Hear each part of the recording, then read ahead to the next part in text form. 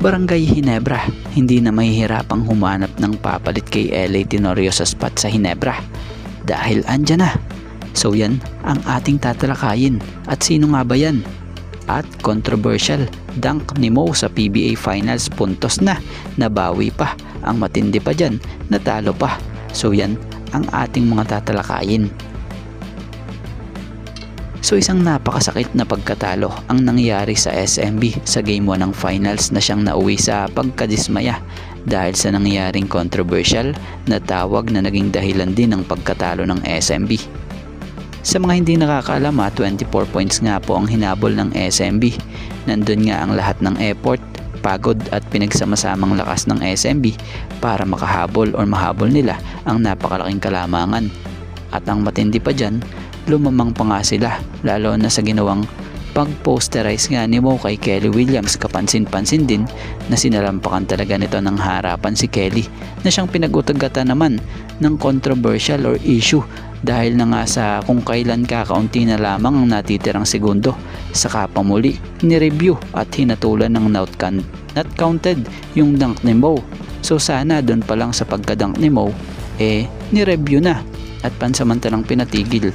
Pero hindi nangyayari yung lumipas pa ang ilang segundo kung saan dun pa sa magja-jump ball na siyang kakaunti na ang segundo na natitira, dun pa nagkaroon ng bawian ng puntos dahil daw sa di umano'y offensive interference talaga yung nangyaring dunk ni Mo. Kaya naman marami ang naglabasan ngang dunk na halos kahawig ng nangyari kay Mo pero counted tulad na lang dito. So kayo na ang humusga.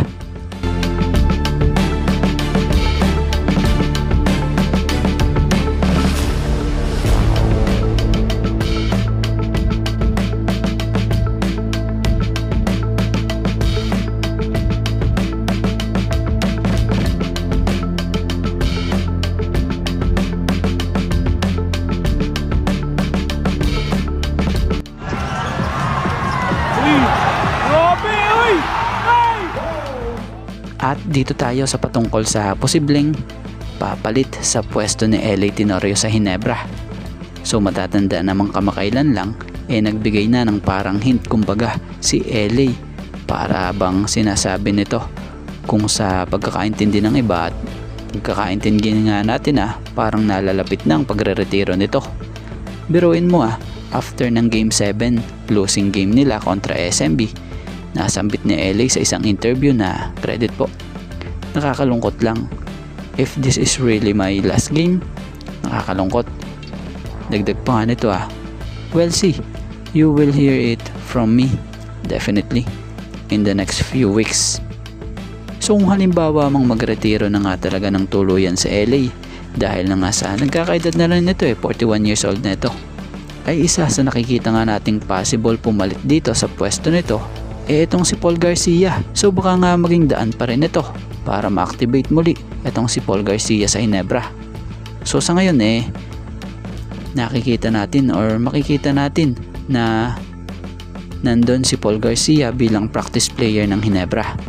Pero oras na magkaroon to ng spot sa lineup, sa tingin naman natin magiging malaking tulong to sa Ginebra dahil magaling ito, mabilis, mataas ding tumalon. Sabi nga ng iba pa, parang araw Scottie Thompson na kung saan masipag din dumipensa, na kung saan makikita naman na dati noon yung husay at determinasyon ng rookie na to at ngayon halos hindi nag-iiba, na kung saan lagi pa nga pong present sa training ng Ginebra, na kung saan kahit sa gym nga halos walang oras din na hindi ito nagpapakondisyon So sana mapagbigyan ito or mabigyan or mapabilang ito sa active lineup na ng Ginebra next season, or pag nagretiro na itong si LA dahil sa napakalaki nga po din ng potential talaga niya dahil kita na noon pa na may never say die spirit din talaga ang player na ito.